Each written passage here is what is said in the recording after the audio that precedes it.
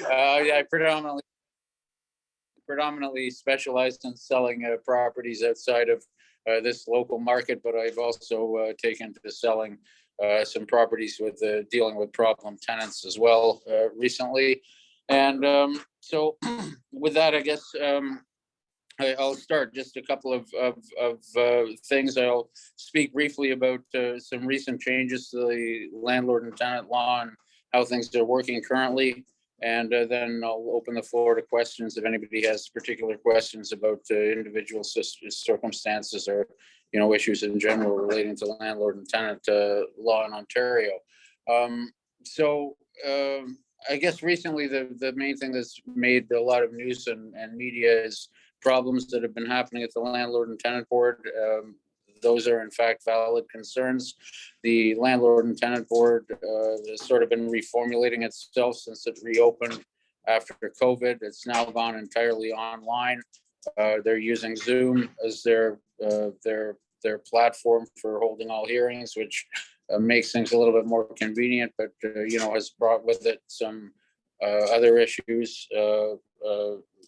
Namely, it seems to be, but by making it more convenient, it's sort of encouraging people to be far more lengthy in their like tenant complaints and this type of thing that are coming up there and clogging up the board a great deal. I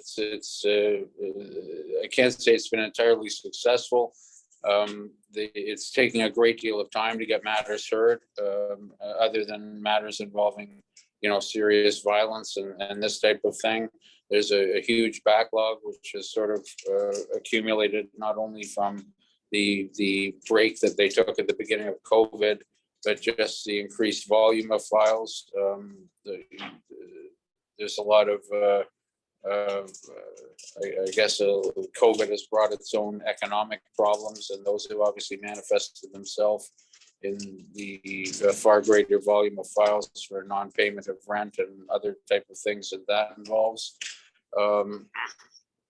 In addition, as I say, there's been sort of the more convenient methodology that they've adopted with the Zoom hearings has led to an increase in tenant applications and people complaining about their apartments and this type of thing.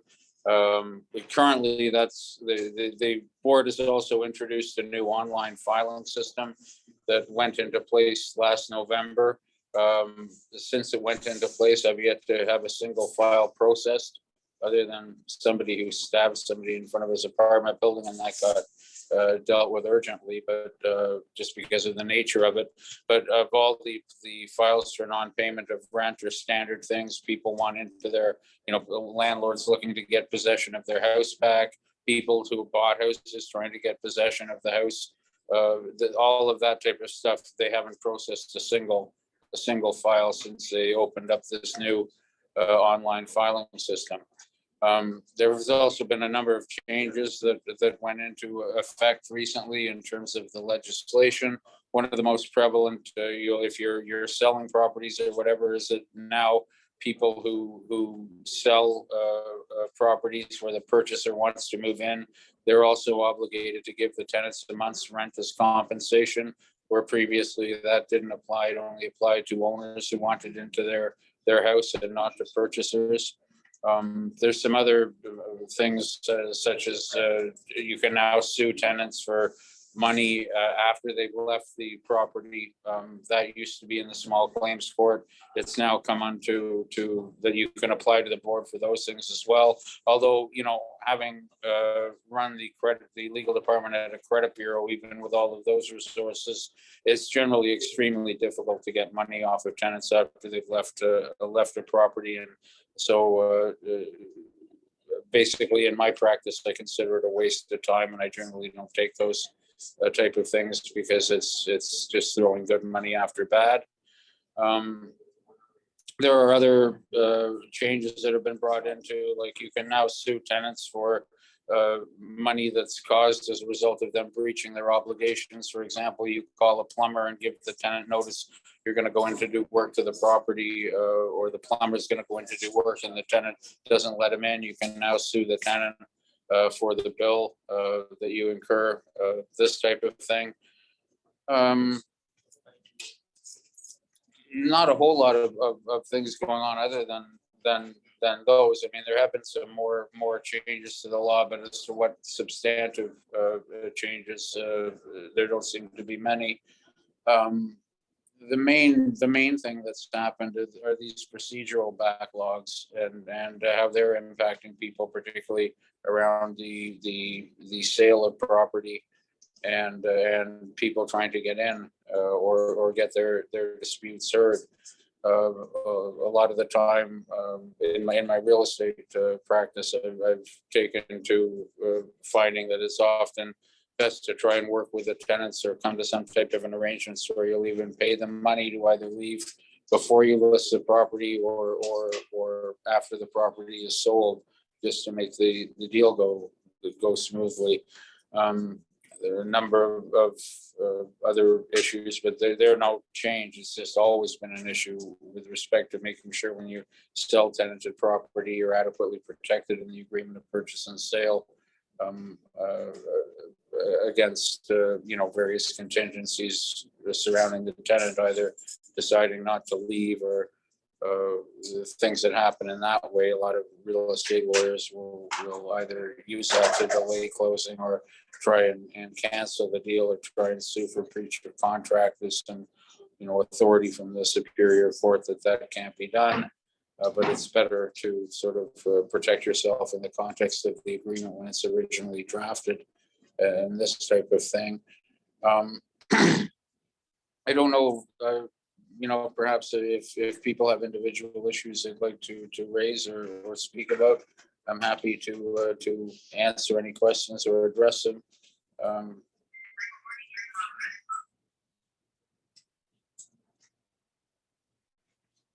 Guys? Someone said, Hey, Alistair.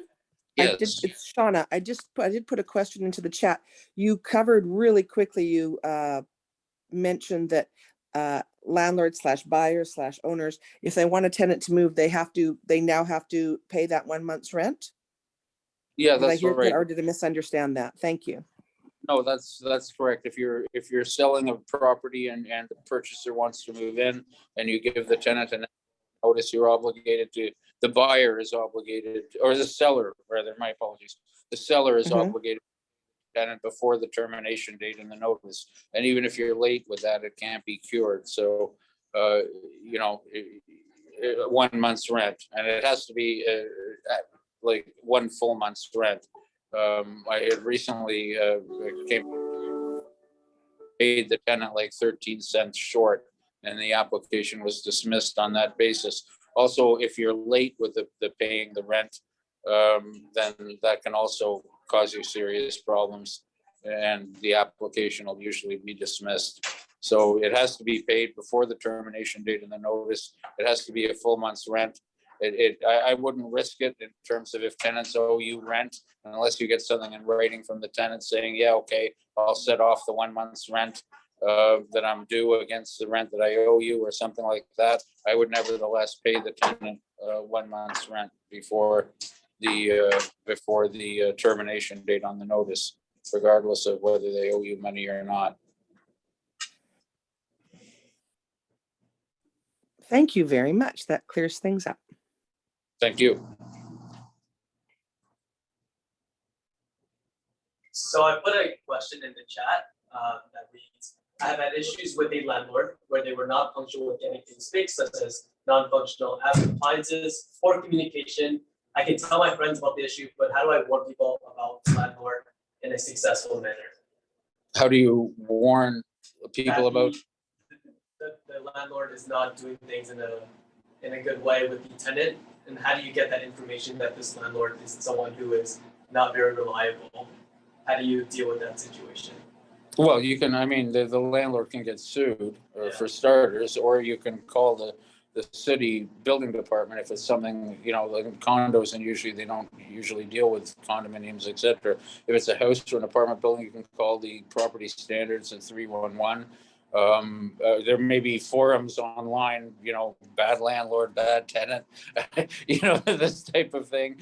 But I don't know that, like in terms of warning people that the landlord isn't responsive or whatever, that it's not something that I'd be familiar with. Okay. Another question. Will there ever be a centralized system to keep tabs on the tenants? Too many landlords are giving fake feedback just to get rid of the tenants. Any efficient ways to search for a short-term listing on MLS, which is the second question. Well, the first question is, they're the rent check credit bureau. Like I started by running the legal department there, and they're still in business. And when I was running it, in any event, they would literally go around to the courthouses, because at that time they were dealing in the courts, and they would write down, like literally on a piece of paper, a record of all the court judgments and all the tenants who had been evicted, and for what, and how much money they owed, and everything like that. And they kept a database of it. Then I think that got deemed to be a breach of privacy for a while, although they still have an active business. And what information they have or they don't have, you would have to contact them. I think their phone number is still 416-586-0900. I'm remembering that from when I was 24 years old, but nevertheless, they're still around, and I think that's still their phone number. But Rent Check Credit Bureau, and it's an organization. I don't have any, haven't been affiliated with them for a long time, but they do specialize in dealing with tenant credit issues, as opposed to just general credit, and that's relevant because somebody can pay their phone bill on time, or their car payments on time, or whatever other bills they have, and still can be an absolutely horrendous tenant. People who are professional tenants are sort of skilled at abusing the system, or skilled at abusing this system, and may very well be entirely creditworthy otherwise. The other thing that's good to know is that all of the tribunal decisions are now published online, including names and addresses. So, it may be possible to search those records as well. Although, again, I would suggest that you would look at Rent Check or some organization that does that professionally, as opposed to just, searching yourself through the online Canley database. And then, the second part of that question was, there any efficient way to search for short-term listings on MLS? I think you can search on MLS. You can. I don't know if you can do it on Realtor.com. I don't think you can. But certainly, if you're a realtor, you can search on short-term listings for lease terms less than a year. Okay.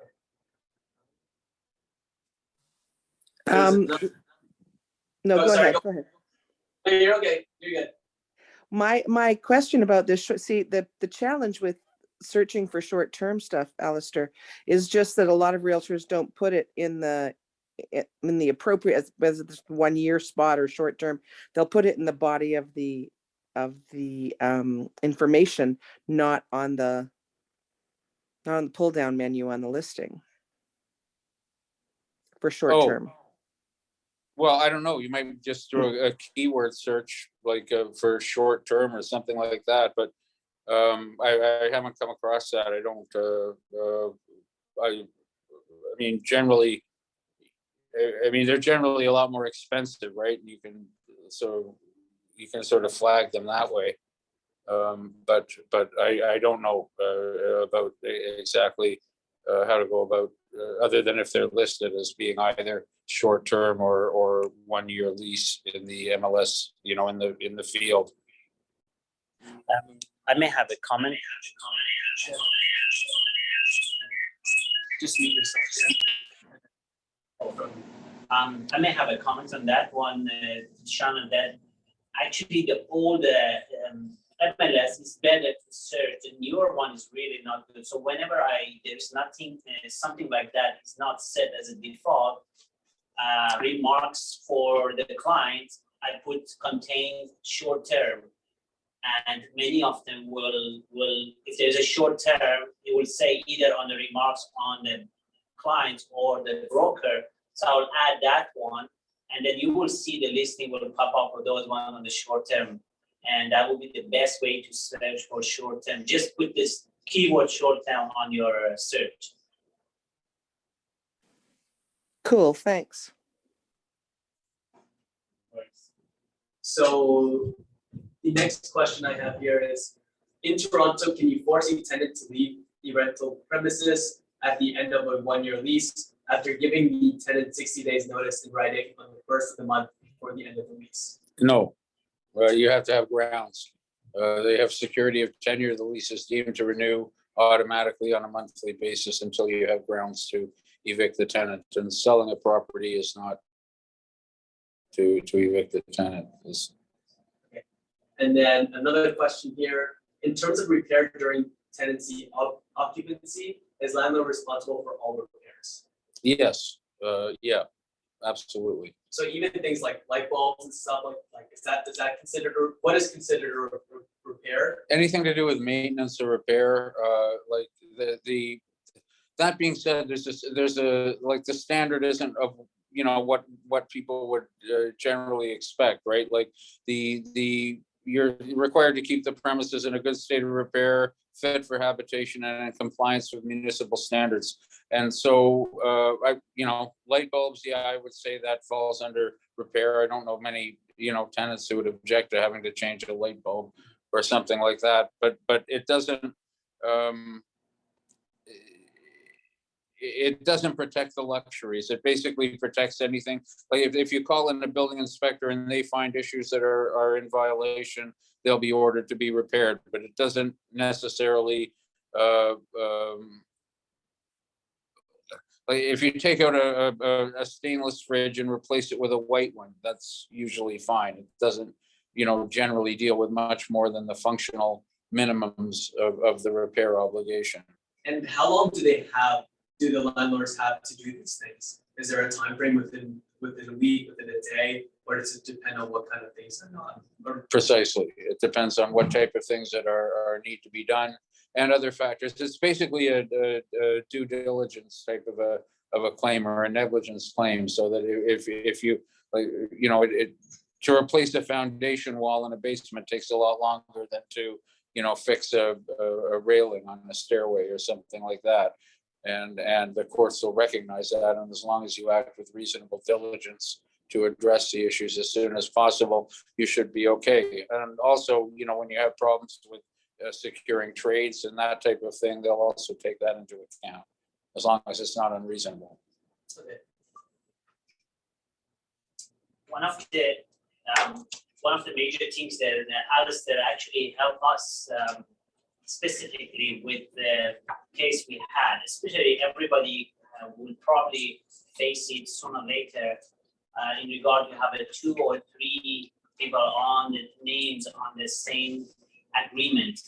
That is the things that is really specifically if one of them they want to leave and terminate earlier, how you have to work on that case. It's not as simple as that what we think. You may by simply trying to you just change another bringing in there and using termination form or having added this ones to the lease and delete that one, you may changing in the joint tenancy to different spec that it may have a counter effect on the landlord. So this type of issue has to really help us to for the further issue for the landlord. We were representing a landlord, so really very important how when it's multiple names on the agreement, and maybe Alistair can put a bit of brief on that, how to behave when there are 3 tenants, we have one agreement, and what happens if one of them suddenly after 2 months want to leave. Yeah, that's always problematic. Like generally speaking, if you do a lease that's joint and several lease with 3 people, like if you're renting to students or whatever the case may be, it raises a number of problems. First of all, if you can, presumably they all pay the rent together. If not, then it can be like a several tenancy anyway. But assuming that they all pay the rent together, the problem is that as long as one of the tenants stays the units remain rent controlled, right? So like, let's say you have one tenant go, and then they bring in a replacement, and then then you put them on the lease, and then the other two decide to go, and the replacement stays, and then he brings in two more people, etc., and it just sort of goes on and on and on. So generally, what I would avoid doing that to the extent possible, but to the extent you have to, because it's you're dealing with a student rental or something like that, I would say if one of them leaves, and they're allowed to have as many people as they want staying there to help pay the rent, and that's usually superior. Unless there's some reason where the ones that remain don't have credit, you want to bring someone else in who has credit to make the financial obligations of the lease. But I would generally suggest that you just leave the ones that were on the lease originally and let them have a roommate to help pay the rent, but do not put the roommate on the lease. And that way, when they go, the roommate has to leave with them. They don't have any rights as tenants, and only the people who remain as named tenants, continue to have rights. Also, if somebody leaves 2 months into a lease, that person's still liable at least till the end of the lease, if not beyond that, for their obligations to pay the rent. And if it's a joint and several lease, then your option is to chase anyone or no one for the rent, right? Like, so you can, if the person who leaves happens to be reliably employed, they can be held liable for the entirety of the rent on a joint and several lease, not just their individual portion. So it helps to keep as many people on the hook that way as possible. I wouldn't allow them to terminate the lease. They agreed to a 1-year term to be jointly and severally liable, and you can hold them to that.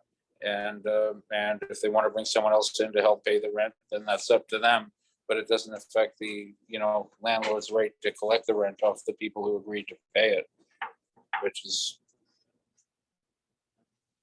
Is it an idea that if there is such a things happen, we just create a new lease with again another agreement that terminates the existing one, and then create a new agreement with a new person in it? So it's still going to be a joint tenancy and in one agreement.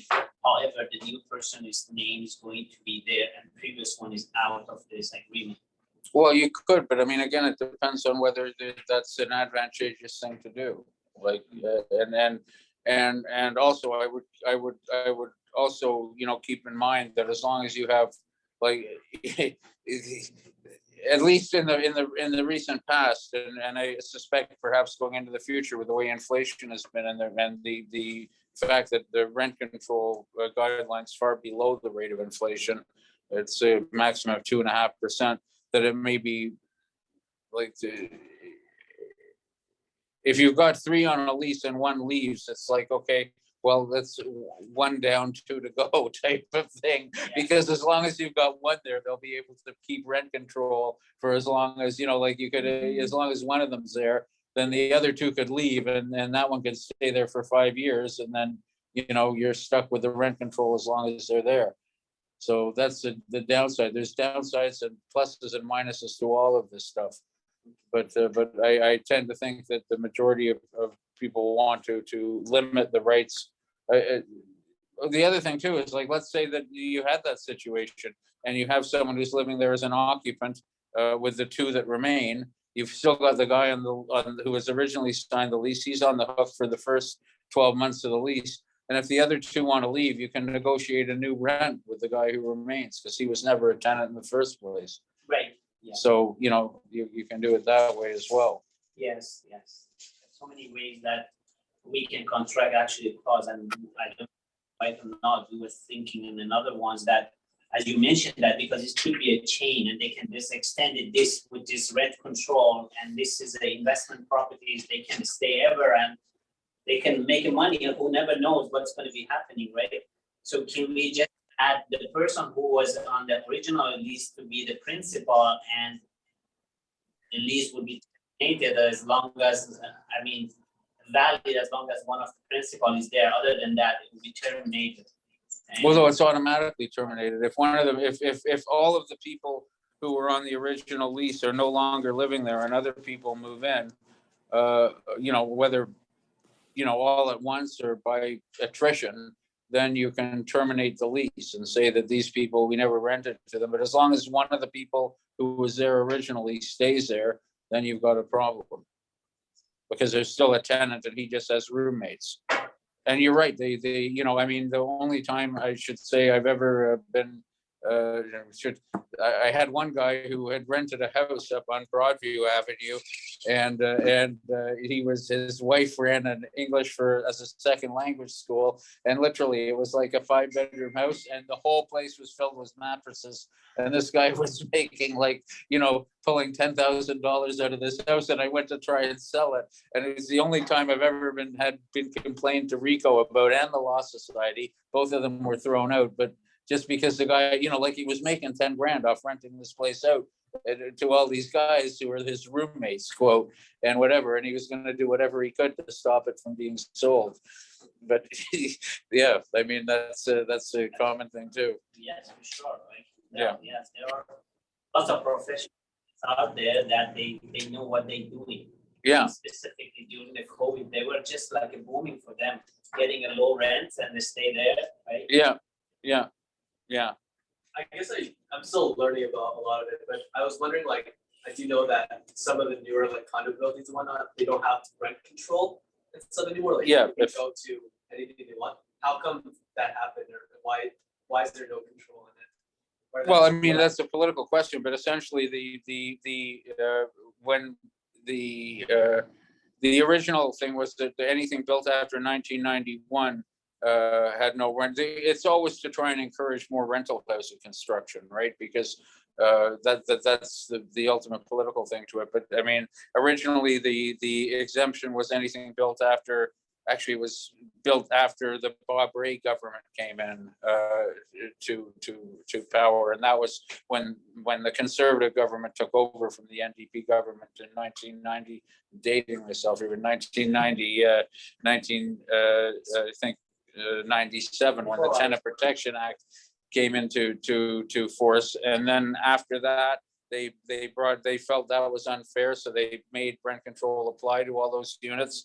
And then the Ford government, I believe, in 2018, November 15th, that's I think the new cutoff date, and they reinstituted it with respect to buildings that were built after that date. So. Well, sorry, Alistair, just jumping in, not necessarily built after that date, but occupied after that date. Occupied. Or because the building could have been built, but not an occupancy yet. So yeah, I just want clarification. Okay. Yeah. Thank you. I do have a question. My other question for you before jumping in on that.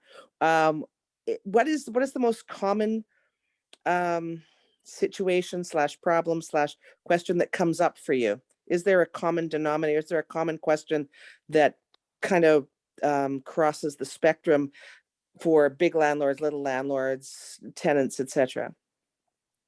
Does that make sense? Well, the most things that come up currently are procedural problems with the landlord and tenant board, and the backlog of cases, and the time to get anything heard, and all of that. In terms of small landlords, like the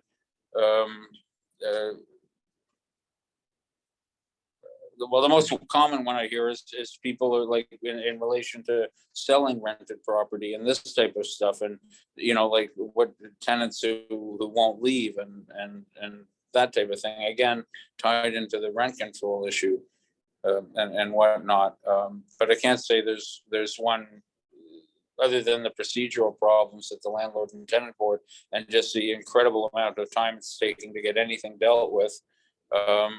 Then that's a big problem. Myself, in my own practice, I kind of noted that the other thing is this whole, particularly I think since the government has sort of been regulating paralegals and opening up all these courses, that there's like a whole cottage industry that's grown up around, these type of seemingly trivial landlord and tenant disputes, which can actually, cost people a good deal of money and in my view are relatively pointless. But that's been a big thing that I've noted too. Like I'm not again, that's why mainly my concentration is in jurisdictions other than Ontario, but I'm not a huge government fan myself, and it's just the regulatory burden that's been placed on landlords here, both in terms of all of these various types of proceedings and the ever increasing complexity of the law and all of this type of stuff. I joke. Actually, my partner in the Florida properties runs one of that's how I know him. He runs one of the largest landlord and tenant law firms in Toronto. And I like to tell him when he was thinking of investing in me down there, it's like, what are you doing down there? I said, we give him 3 days notice, and the sheriff comes with a gun. And it's just a far better way of dealing with things here. It's just the system doesn't work properly here, and it hasn't for a while, but never has it been more pronounced since COVID and all of these issues that have recently arisen. One more, thank you, Shauna again. You threw out a number where you said 2.5% rent increase. Was that just a number in your head? Because this year, I believe it's 1.2%. So I don't want anybody getting different numbers out there. No, there's actually a statutory maximum, so that even in circumstances, the rent increase is geared to the annual CPI, right? So most landlords would say, oh, great, well, at least this year the CPI is going to hit like 6 or 8%, so I'll be able to increase the rent. But notwithstanding, it's geared to the CPI, the rent increase actually can't go up any more than 2.5%. If the CPI is more than 2.5%, then you're stuck with the 2.5%, which I believe, it's likely to be next year because of the inflation, rampage that's been going on. But even if inflation and the CPI is 8%, you'll still be limited to 2.5%, which I mean is astounding, because if you're running in an apartment building or something, and the price of your fuel and gas and everything else goes up, and labor goes up at 8-9%, and you're stuck to 2.5%, you can see how that's a problem. So again, just for clarification, because I do a lot of rentals, so I've got I'm just going to throw something out there. So I have a condo that's my client has listed, and it was newly occupied in November of 2020, so it does not fall under rent control legislation, and we rented it out at $2,000 a month, and so I'm not bound by the 1.2%, but I can only raise it 2.5. Is that what I hear you saying? No, the guideline. So if you're not bound, okay, by exempt, but the guideline will be a maximum of 2.5%. So, like for buildings that are governed by rent control, then the maximum that can be allowed is 2.5%, regardless of what the adjusted CPI figure is. Thank you for clearing that up for me. I get those numbers mixed up in my head sometimes. Thank you. I think one of the common questions we get there with having properties near the universities is that when they offer more deposit and the landlord accepts, how that effective is. I mean, if can the landlord accept extra deposit? Well, I mean, there's a case which, I mean, frankly, I don't agree with, but nevertheless, there's an older appeal case that says if the tenant offers it voluntarily, then it's fine to accept it. So you won't likely get fined. But it's just I like to stay away from anything that's relatively controversial, because it's just gonna not necessarily you'll get in trouble, but to go through that is in itself a substantial expense and inconvenience. So of course, if you've got the deposit, then you got the deposit, at least to secure against that type of thing. But if you read the actual wording of the statute, it would seem to imply, no, you can't do that. However, there is an older appeal case that says that that's permissible as long as the tenant offers it. But you'll what does the tenant voluntarily giving it to you mean too? Because I mean, it's very, like, it's great. You want to rent the apartment, you're going to voluntarily give it to me. Otherwise, there's 5 more behind you that will.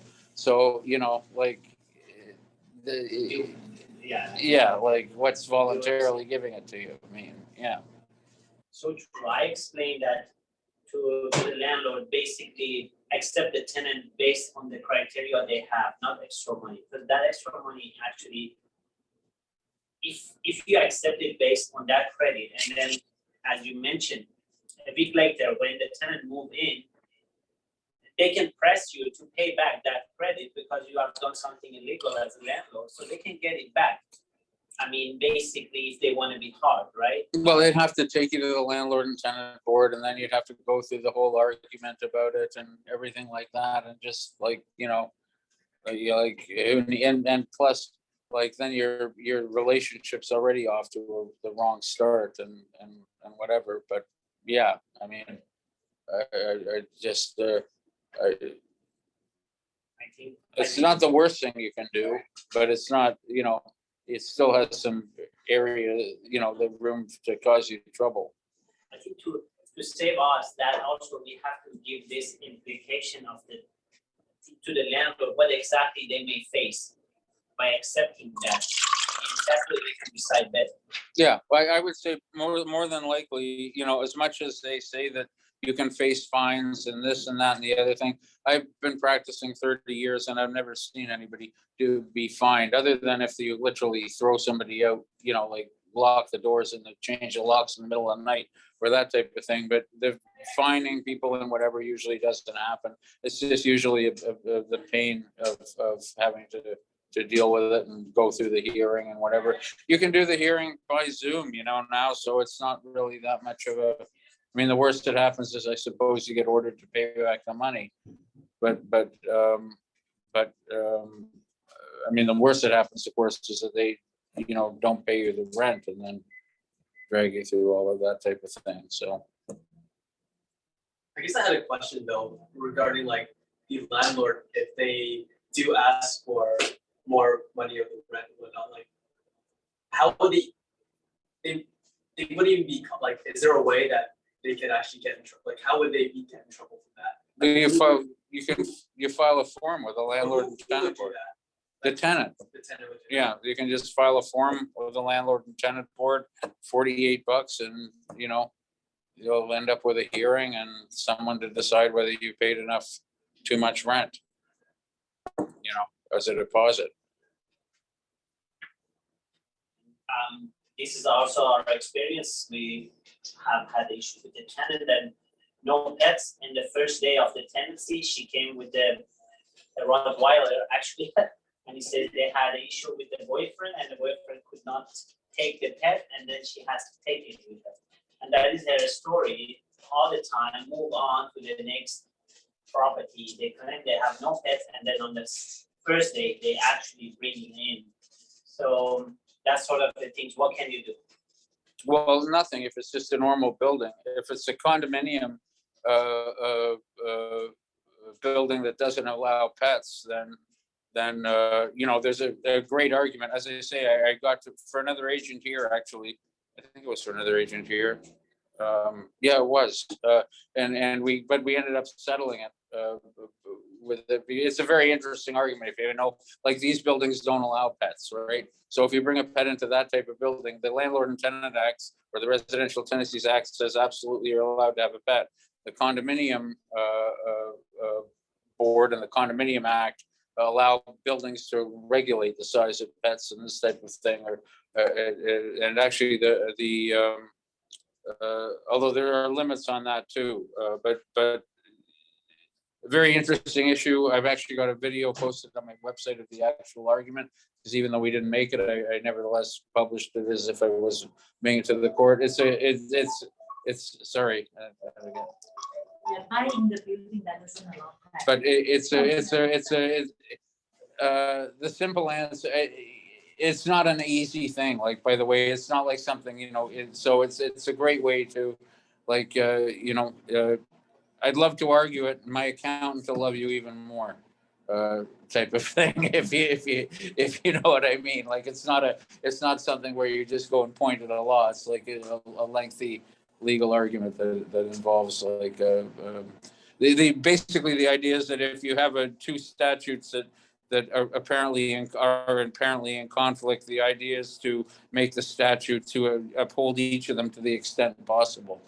And that there are also rules against construing a statute to the point of absurdity. And one of the, like, for example, it would be absurd to allow people who own units in the building, like, because the idea of the Condominium Act is that it allows people to decide on what type of building they want to live in and to enact rules to, enforce that. And it would be absurd to hold everybody who owns a condominium in the building to one set of rules and to allow another set of rules to exist simply for people because they decide to rent in a building. This type of thing. So there's a number of arguments to suggest that you could defeat that and uphold the no pet provision, notwithstanding the provision of the Landlord and Tenant or the Residential Tenancies Act that say you can. So.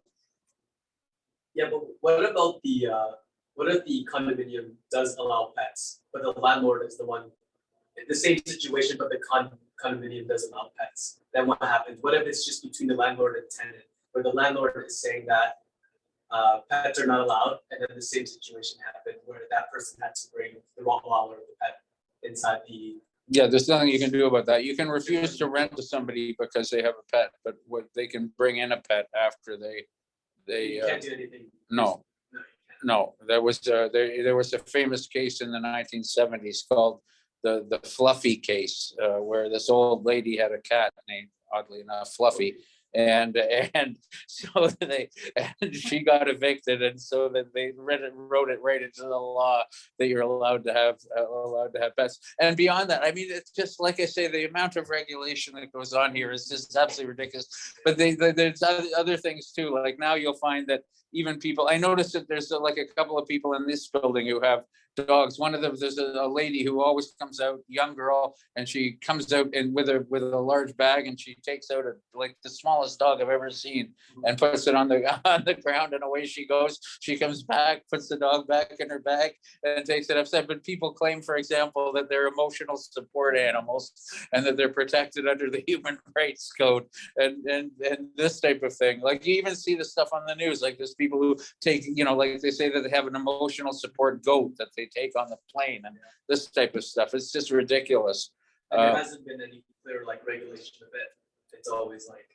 Well, the Human Rights Code is like quasi-constitutional law. So, like, I mean, yeah, like, as if anybody, like I say, I find all this stuff very interesting, but it's extremely problematic and expensive to deal with, rather than just letting the person have the dog, right? Yeah, so let's move on from this topic. Tracy had a question here. If the landlord isn't happy with the tenant, is there any way to terminate tenancy? Yeah, well, not unless they do something that is, but I mean, it's a business relationship. So presumably, if they're not happy with the tenant is doing something. But because you don't like the tenant, no. But if the tenant's, interfering with you or causing problems, then you, and again, the overwhelming, the act isn't, the act and the court's view, evictions is like a last resort. So, for example, someone playing loud music, you'll generally take them to the board, and the board will say, okay, well, you can't play loud music again, and if you do, you'll be evicted. It's not like the eviction is kind of like the last ditch. And is a process like that easy to do, where if they do play loud music and they want things to get sorted out, is that process fast enough that it's worthwhile doing, or is it a long time to get something like that in order? No, it's not. It's not necessarily a long time. It's a technical process, and lots of times,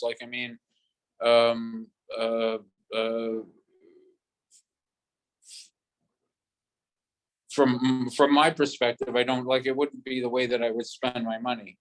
Right, because I mean, A, you've got rent control and all of this, B, the cash flow is horrendous in Toronto anyway.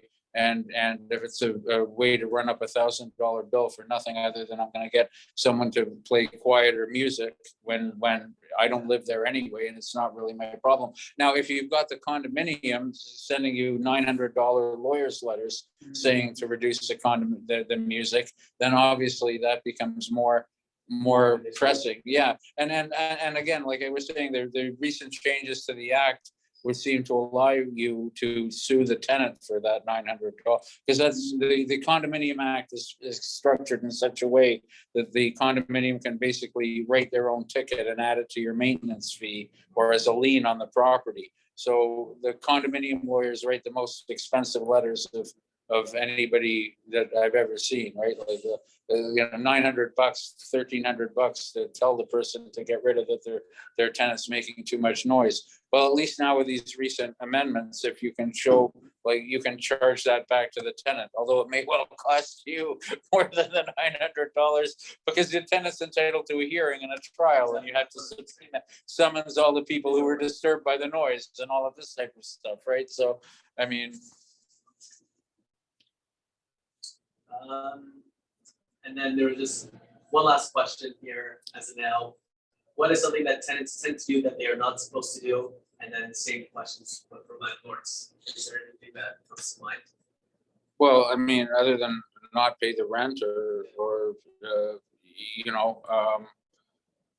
not really. I mean, the things with landlords, there's loads of them. I mean, a lot of landlords will have leases that require the tenant to pay $50, the first $50 of any repair, as a means of sort of dissuading people from requesting repairs. Can't do that. Wanting people to move out for invalid reasons. I want to sell the property. I want you to leave. Whatever. Which again, I mean, I can appreciate that. Okay, so give the guy $5,000 and maybe he'll go, but you're not allowed to do that otherwise, right? Like,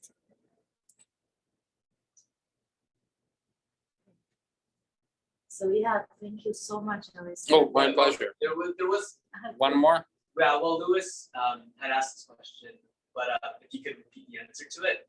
Will there ever be a centralized system or a place where the agent landlord can refer to find out the true background of tenants? He sees too many fake reviews given by existing landlords just because they want to get rid of a tenant. Where can we find accountability for the benefit of the new landlord these days? Someone can have a decent credit score and doesn't seem to raise any red flags in other places, but it turns out to be nasty people taking advantage of the system and COVID restrictions. Yeah, well, again, I mean, my old firm, Rent Check Credit Bureau, I don't have any affiliation with them whatsoever, but they certainly did have a means, and that's what they started as, like when I was there. But whether they've gotten around to re-implementing that, again, I think their number is 416-586-0900. But if not, just look Rent Check, like, Rent, RENT Check, CHECK, Credit Bureau. And they're a credit bureau, specifically dedicated to landlord issues. Whether they've come up with anything as good as they had, I don't know, because it was prohibited for a long period of time, but they would be able to let you know if they do. To sum up, yes, it's really not always the tenant is the problem. Sometimes the landlord is also the problem, actually. Yeah. So we always talk about the negativity about the land and the tenants, but I've seen the landlord do nothing for the units, and it's in really poor condition, and they are not really doing what's supposed to do. And then, as you mentioned, that this is a business relationship. If you don't give a proper place to the tenant from the beginning and reach out to the problem, and that is going to be a counter effect on the landlord. And so this is not always the tenant problem. So us, if you're representing the landlord, we really have to convey the message to the landlord that if the issues have already occurred before, giving this unit to the tenant, make sure all those services is done and properly clean. And that way, that's the best start actually you can do. And that's really most of the tenants appreciate this approach. And I've seen throughout, it's a good relationship, good business relationship happens. And it's good for you if you are repeating the business, you will have a better communication with the tenant onward because you need to have this cooperation between the landlord and tenant and to continue doing the business with the same landlord. Yeah, I'd absolutely say that for sure. Like, I mean, a lot of my clients who are like, well, most of them actually are like apartment building management companies and guys who have, you know, like their families own buildings for years and years and years. And they understand A, that they're in a business, and B, that it's a regulated business and whatever. And I'll be frank to say that I've represented guys who have made the front page of the newspaper as being the worst slumlords in Toronto. And every one of those has even come around to the fact that, you know, like that you have to work within the system. It's a regulated industry. And actually some of them have made amazing amounts of money by, you know, deciding that they'll work with the city and setting up housing programs for refugees and people with mental illness and all of that, and working with various government departments and whatnot. But the small landlords are the worst in that area. I mean, it's like, you know, no, this is like I own a mutual fund. Your job is to pay my mortgage and I do nothing and sit here and I cash out for whatever when I want to, you know. So, and it's not like that at all. It's like you're actually running a business, and it's like any other business. It's a customer service business. And you have to be cognizant of that. If you're not cognizant of that or whatever, then please hire a property manager or someone who is, because otherwise you're just going to get yourself into a whole bunch of trouble. Thank you. Oh, my pleasure. Yeah, great. It's so much information. I think we need to have another session just to make another. Everybody would like to hear more about Esther or in the future. Yeah, see what we can do. But yeah, so that will conclude our workshop for today. We'd just like to thank Alistair again for his time. And we did just bring just a little gift in this bag here for you. Oh, well, thanks very much. I know where it is. There you go. Oh, all right. Thanks for the time. Thank And you. It was nice to meet you and everything. Yeah. All right. Woo, presents, have fun. It's talking to me. And also no. Catherine here. Oh, was the phone talking to me, or was? Yeah, that's Shana from our Remax Condos Pod. She's one of the Oh. very experienced tenants agent. So this is very healthy water. I would say the most delicious water on earth. For your health, and then both are like to bring up the immune. So thank you, Catherine, for bringing it all the way. Yeah. This is Elon Musk brought it from the moon last trip. Thank you so much. So yeah. Thank you very much. So for No, thank you everybody very else, much. sorry My we're not pleasure. in person, but we're gonna enjoy our Our food now. sushi and then wine and sushi here. And then again, thank you, Alistair. Oh, my pleasure. And thank you. No. But yeah, thank you for everyone for joining. We hope to keep in touch with everyone who joined today for our next event, and hopefully you guys can all come in person.